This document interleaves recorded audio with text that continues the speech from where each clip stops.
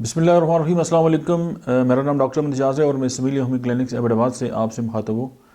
आज होम्योपैथी की एक बहुत ही शोर-ए-फाक जो दवा है उसके बारे में हम चंद बातें जो है वो आपसे शेयर करेंगे। अक्सर ये होता है कि पेशेंट मतलब आपके पास आते हैं और ये हाइड्रोसेफेलस के पेशेंट होते हैं जिनकी जो ब्रेन के अंदर जो है वो पानी जो है वो भर जाता है।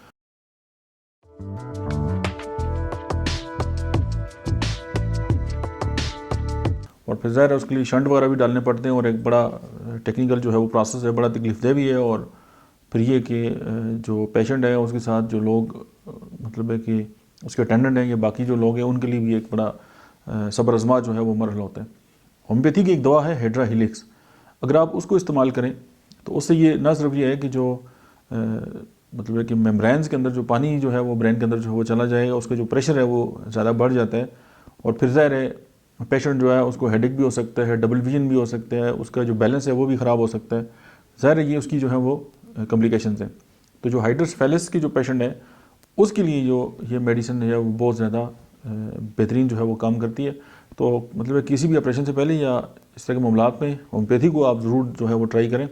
हो सकता है कि आपके जो बहुत सारे मसाइल हैं वो होम्योपैथी मेडिसिन से ये हल हो जाए। डॉक्टर बिशमर दास के कैसे वो कहते हैं कि एक पेशेंट थी, उनकी जो मतलब है कि ब्रेन के अंदर जो है वो पानी के जो फ्लो है वो बहुत ज़्यादा हो गया था, जिसकी वजह से उनको ज़ाहिर है उनके साथ बहुत सारी कॉम्प्लिकेशंस हो गई, जिससे मैंने अभी आपसे शेयर की।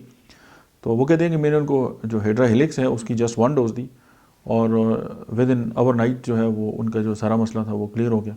और उसके बाद ये है कि अगले दिन जो है वो पेशेंट बिल्कुल जो वो ठीक ठाक थी और दूसरी जो डोज़ है उसकी ज़रूरत ही नहीं पड़ी।